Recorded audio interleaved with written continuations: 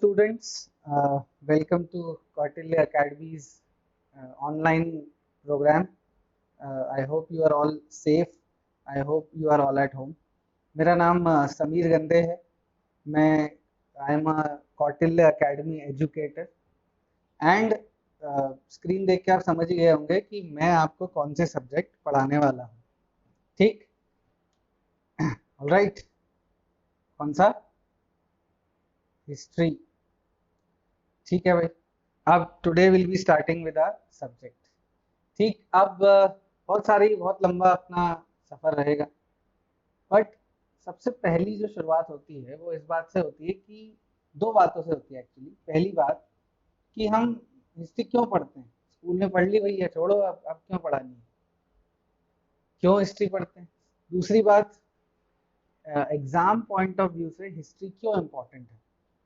ठीक, तो अब ये जो है दोनों बातें अपने को पहले मैं तुम लोगों को बता दूं. सबसे पहले तो हिस्ट्री हम क्यों पढ़ते हैं भाई. देखो, इस एग्जाम के थ्रू तुम लोग क्या बनने वाले हो. एक पब्लिक सर्वेंट, एक सिविल सर्वेंट. एंड एक पब्लिक सर्वेंट से ये एक्सपेक्ट किया जाएगा कि उसे अपने देश की, अपने स्टेट की, अपने डिस्ट्रिक्ट की, अपने विलेज की, अपने आर्ट की, अपने कल्चर की हिस्ट्री जो है वो पता हो. ऑलराइट. तो इसीलिए पब्लिक सर्वेंट इज एक्सपेक्टेड कि उसको जो भी उसने स्कूल लेवल पे हिस्ट्री पढ़ी थी उसको वो एडवांस तरीके से एग्जाम में जो है अप्लाई कर पाए. तो ये पहला जवाब. दूसरी बात कि कितनी इंपॉर्टेंट है हमारे लिए हिस्ट्री. ठीक, अब ये भी जान लें. पहली बात, अब इसके लिए तुम लोगों को पता होगा कि जो MPPSC का एग्ज़ाम होता है वो 2 स्टेजेस में होता है. एक प्रीलिम्स एग्ज़ाम है and then there is mains and interview. ठीक, तो प्रीलिम्स एग्ज़ाम में ऑब्जेक्टिव टाइप क्वेश्चंस जो हैं वो आते हैं, और इन ऑब्जेक्टिव टाइप क्वेश्चंस में जो है मतलब MCQs जिन्हें हम बोलते हैं, 100 क्वेश्चंस आते हैं इन टोटल. उसमें से ये जनरल ट्रेंड देखा गया है कि 10 to 15 क्वेश्चंस, ऐसा कोई मतलब पत्थर की लकीर नहीं है, but still 10 to 15 questions are from history. इसका मतलब anywhere between 10% to 15% paper is made up of history. Marks की बात करें तो 20 to 30 मार्क्स आउट ऑफ 200 कहाँ से मिलेंगे आपको? सिर्फ हिस्ट्री से.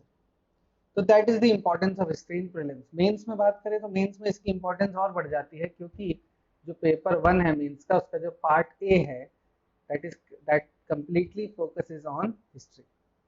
I hope you understand कि क्यों हिस्ट्री पूछी जाती है और उसका इम्पोर्टेंस का एग्जाम, मतलब उसका वेटेज जिसे हम कह सकते हैं. ठीक, तो ये बात क्लियर होने के बाद हिस्ट्री में आगे बढ़ने से पहले हमें एक बात जानना जरूरी है जो कि बहुत बेसिक है कि भाई हिस्ट्री जो है वो है क्या. What is history. समझ में आई ना बात. हिस्ट्री है क्या. अब इसका जवाब सिंपल सा लगता है वैसे तो, मतलब ज़्यादा टफ नहीं होगा कि सर पिछले जो इवेंट है उनको स्टडी करना है हमें, वो हिस्ट्री है, दैट इज हिस्ट्री. ठीक, तो नो डाउट ये सारी बातें सही हैं, गलत नहीं है, बिकॉज जो हिस्ट्री वर्ड है that comes from a Greek word historia. बात समझ में आई ना. It comes from a Greek word historia which means story, जिसका मतलब क्या है?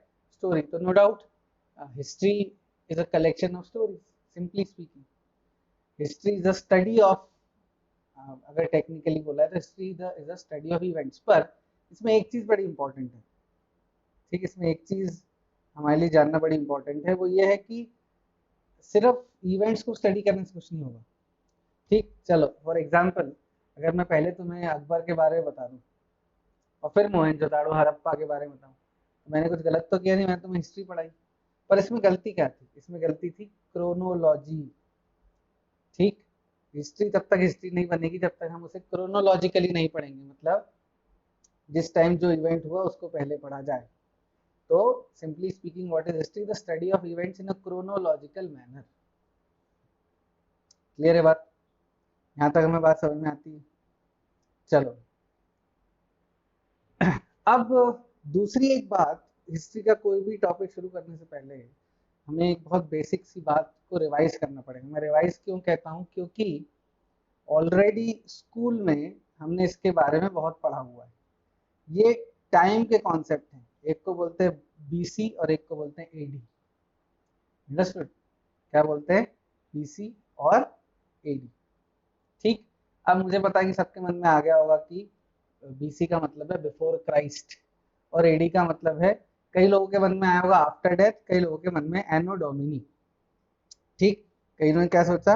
एनो डोमिनी, कईयों ने आफ्टर डेथ। ठीक, चलो अब ये टाइम के कॉन्सेप्ट है, ठीक है ना, क्योंकि कौन सा इवेंट कब हुआ हमें पता तो होना चाहिए ना।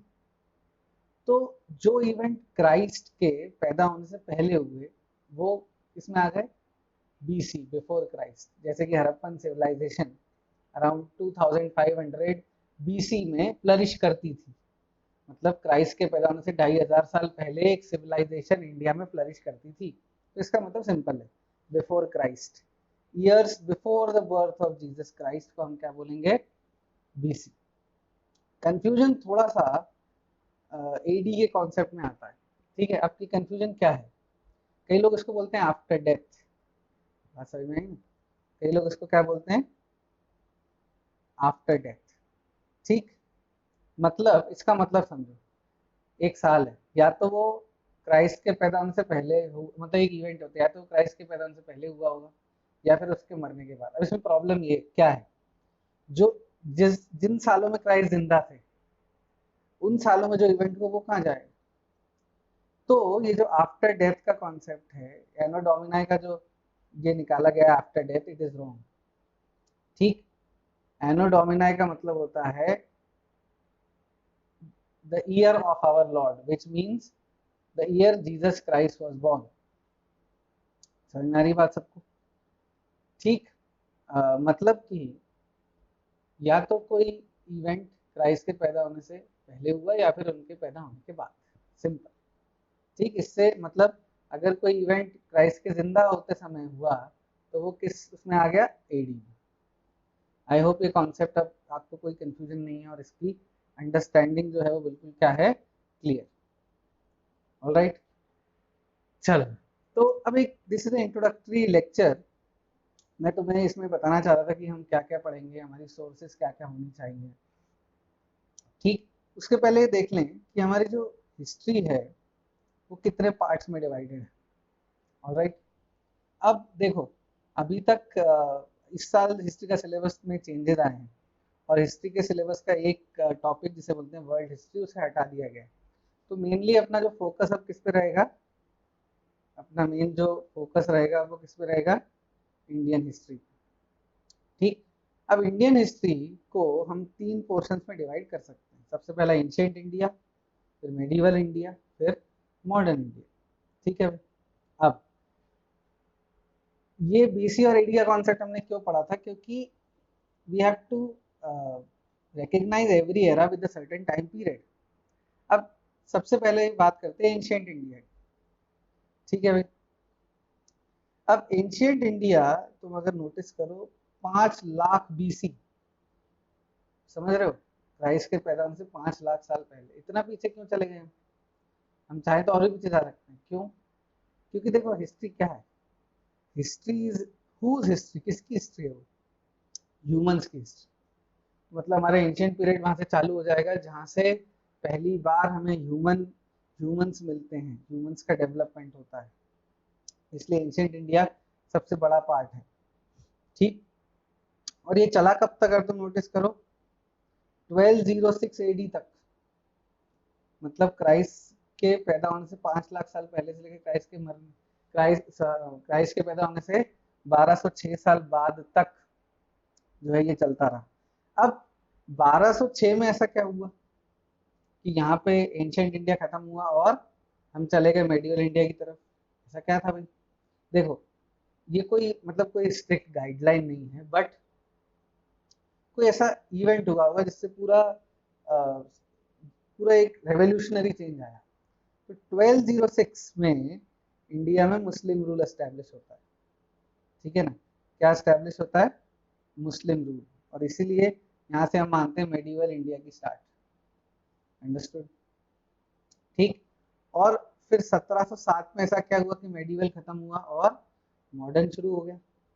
ठीक, तो 1707 में मुगल एम्पर औरंगजेब की डेथ होती है, और साथ साथ जो यूरोपियन पावर्स हैं वो धीरे धीरे अपनी पावर जो है इंडिया में एस्टेब्लिश करती हैं, और फिर शुरू होता है जिसे हम क्या बोलते हैं, modern era, which ends with the independence of India in 1947, और वहां से कंटिन्यू होता है इवन आज़ादी के बाद, जिसे हम कभी कभी बोलते हैं पोस्ट इंडिपेंडेंट इंडिया। ठीक, तो these are the three divisions of history, ancient, medieval और मॉडर्न। ठीक है भाई, अब तुम पूछोगे सर हमें क्या क्या पढ़ना है। ठीक है, तो देखो भाई, जो आपका बेस बनाएगी किताब, ऑलवेज रिमेंबर जो कोर सब्जेक्ट्स हैं कुछ जैसे हिस्ट्री ज्योग्राफी, खासकर हिस्ट्री ज्योग्राफी में, उसमें एक बुक बहुत इंपॉर्टेंट है, मैं आपको बता दूं, सॉरी, जिसे हम बोलते हैं NCERT। क्या बोलते हैं? NCERT। ये कौन सी किताब है? CBSE की 11th और 12th की बुक है। ठीक, 11th और 12th, please read this books. इसके बारे में बहुत जानकारी मिल जाएगी बहुत जगह पर। ये आपकी बेसिक किताब है। ठीक, जैसे जैसे हमारे लेक्चर होते जाएं आप ये किताब साथ साथ में पढ़ते जाएं। तो इसी के साथ जो है we should end our lecture. Next में अपन शुरू करेंगे स्टोन एज।